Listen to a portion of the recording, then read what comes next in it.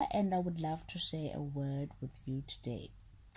It's in the book of Ephesians, chapter 2, verse 8, and it goes as follows. It says, "For it is by grace that you have been saved. It is not from yourselves, it is a gift of God." So it reminds me of the woman who committed adultery. When she was about to be stoned, Jesus said to her, to the people that were going to stone her, "If you have no sin, cast the first stone." And right there, that's an act of grace. God is showing his grace to people right there. So it shows that, like, they could see that they too had sinned, so they really can't cast a stone. So it grace shows us that we don't deserve it. We really don't deserve it. But God accepts us as good and as holy and as kind as he is. He accepts us as we are. He accepted that woman. And it says through faith. It says by grace through faith. So when it says through faith, it's showing that that the woman didn't know what else to do. So through faith, she was able to receive the grace of God.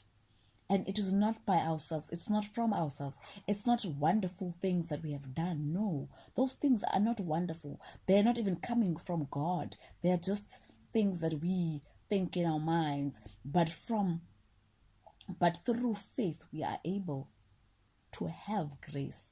Because when we act grace, like when we act graceful, people can see that it's not real grace. When we are acting like we are good, acting like we are kind.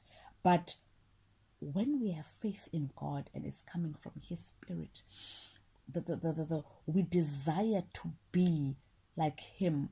It's not something that we plan in our minds.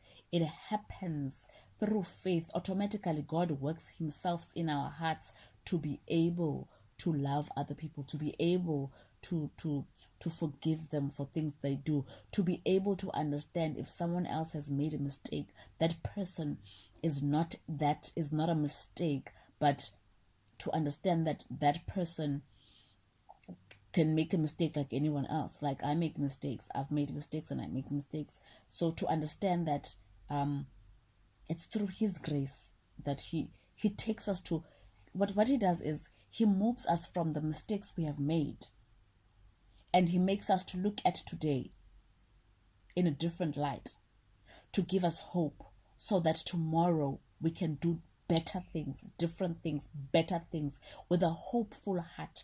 We cannot be hopeful when we are condemning ourselves or living in other people's condemnation. So that is the grace of God. So that is all I have for you today. And I thank you so much. May God bless you all. Amen.